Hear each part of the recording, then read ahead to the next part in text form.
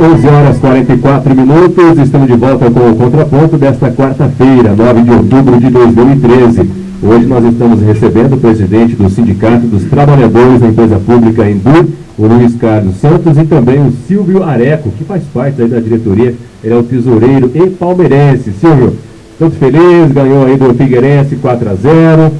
Silvio, bom dia, seja bem-vindo também aqui ao nosso programa. Bom dia, quero agradecer o espaço aqui, mandar um abraço em especial aos meus colegas de prefeitura também, né, porque eu trabalho no pátio de máquinas, né, é um prazer estar participando com vocês, primeira vez, né, gosto do estilo de vocês, um estilo aberto a todos, um estilo que abrange a comunidade de Toledo, e já parabenizar esse espaço que cedeu a nós.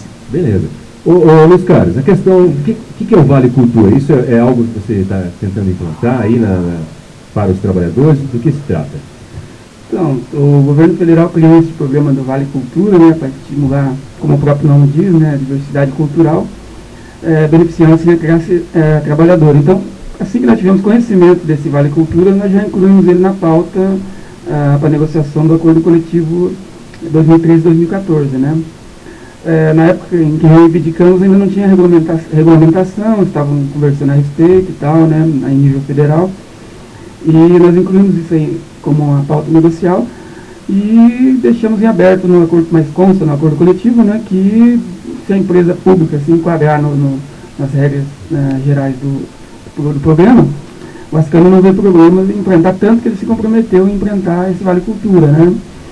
Então, agora as empresas já estão podendo se cadastrar desde setembro, desde 23 de setembro já podem cadastrar as empresas interessadas em oferecer esse benefício. Então, nós estamos reivindicando que a empresa, né, o mais breve possível, se cadastre nesse programa e ofereça esse benefício. Então, até para facilitar, eu passo aqui no endereço para o RH da Enduro, para quem estiver ouvindo lá dentro da empresa pública, que é o www.cultura.gov.br/Vale Cultura. Lá vai ter todas as informações necessárias, incluindo a possibilidade de cadastro das empresas, né, dos empregadores. Então, como funcionaria?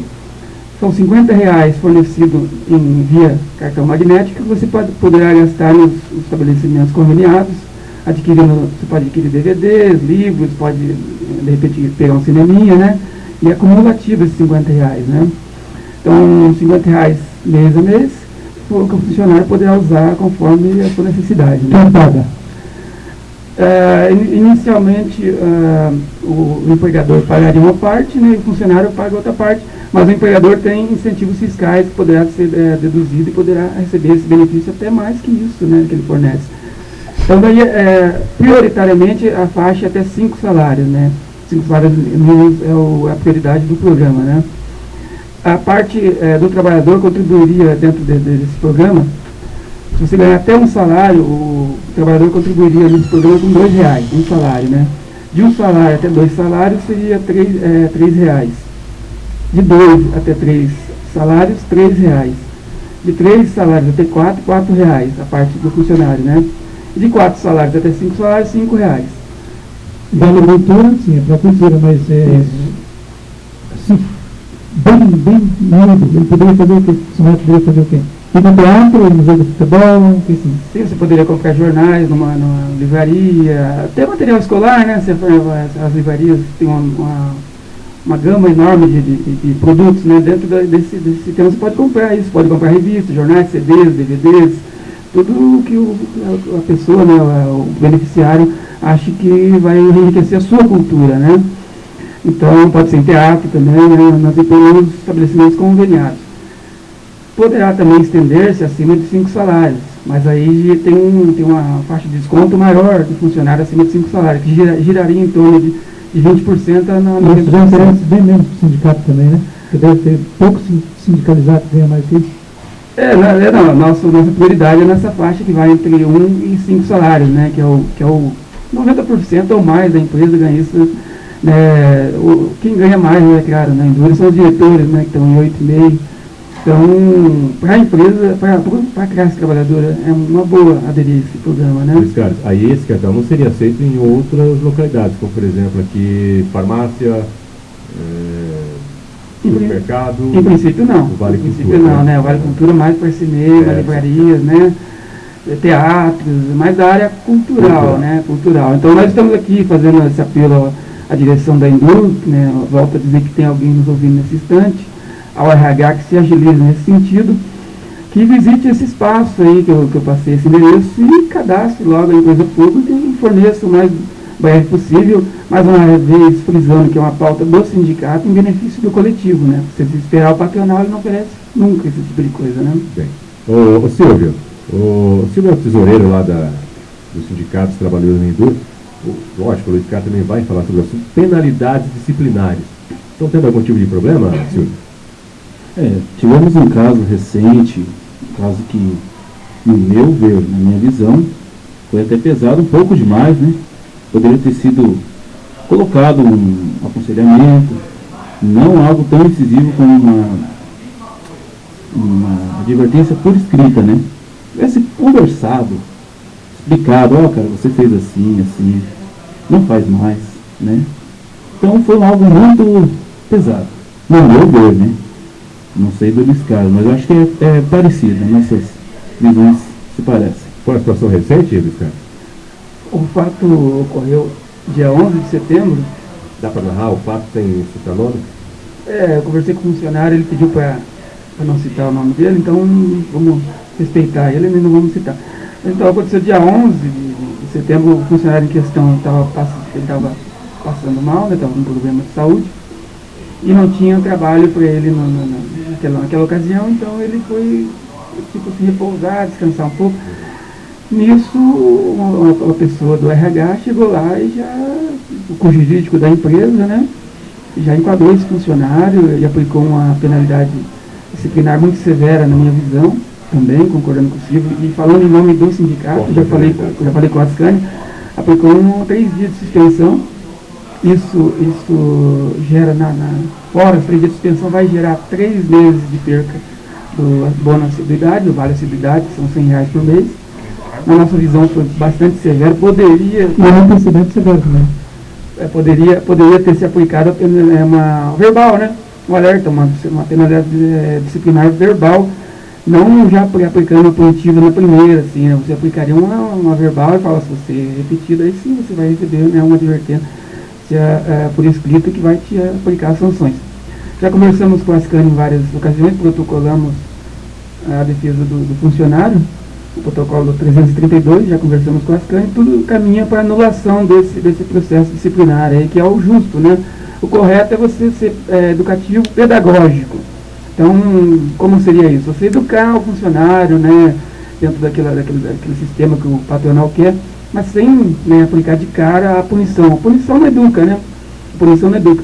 Porque o funcionário perdendo 3 meses seguidos desse, né, abono de assiduidade aí, provavelmente ele não vai fazer, com certeza não vai se dedicar às funções como poderia se dedicar, né? Se você chegasse verbalmente, educadamente, conversando, né? Seria muito mais interessante para ele explicaria a situação, né? Não quiseram ouvi-lo na ocasião, e já aplicaram diretamente, ouça antes, né? De acordo com a gravidade se aplique a coisa mais severa, mas no caso específico, caberia mais uma coisa verbal do que chegar punindo, né? Logo de cara, assim. Aí está a nossa defesa, nesse sentido, de um RH formado por pessoas concursadas da área de RH. Então você criaria um departamento específico, onde, né, seria um pessoal concursado da área, daí sim você tem todo um conhecimento de recursos humanos, né? Então, tem várias reclamações voltadas à área de recursos humanos, que nós temos defendido junto à administração municipal, que se cria um departamento específico com o pessoal concursado, né? Bom, algumas coisas ainda então parece que não mudou muito. Como nosso tempo já está se acabando, é que eu quero falar, o trabalhador passou mal, provavelmente ele procurou o seu plano de saúde ou não tem um plano de saúde?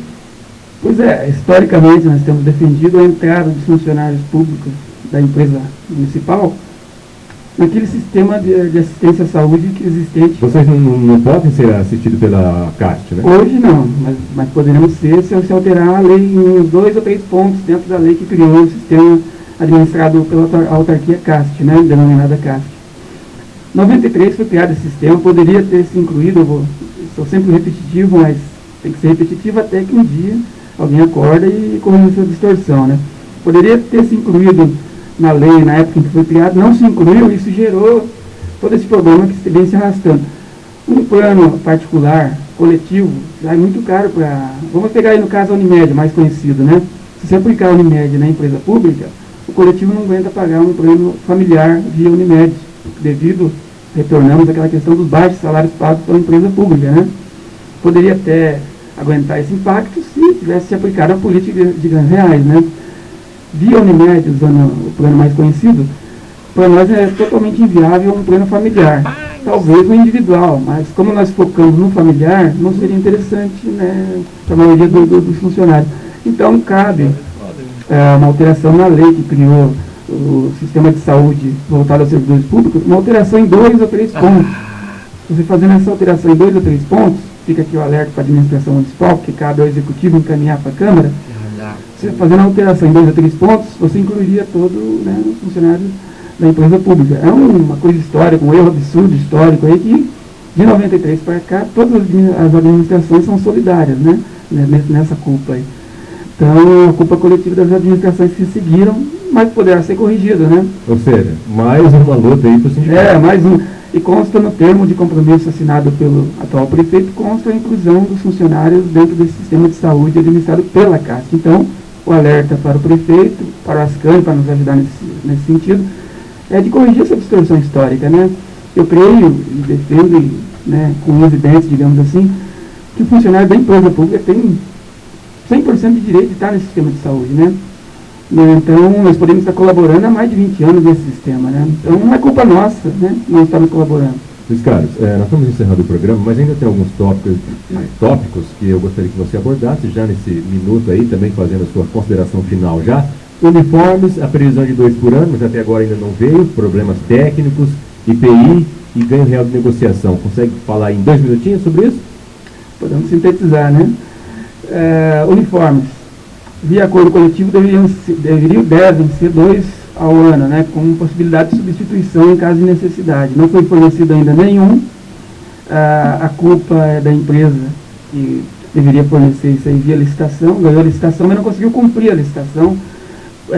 Problemas relacionados à qualidade do material, depois não conseguiu fornecer outro lote, e assim foi anulada a licitação, né? Abriu-se uma nova licitação e o uniforme deve ser fornecido, segundo o Ascanio, as duas mudas de uniforme, ainda esse ano, até dezembro, deve fornecer esses 2 uniformes. Fica aí o alerta para, né, tirar essa empresa da concorrência, as próximas concorrências, e vigiar mais relacionado a essa questão do uniforme, né? Que o funcionário precisa ter esses uniformes, como que vai exercer suas funções.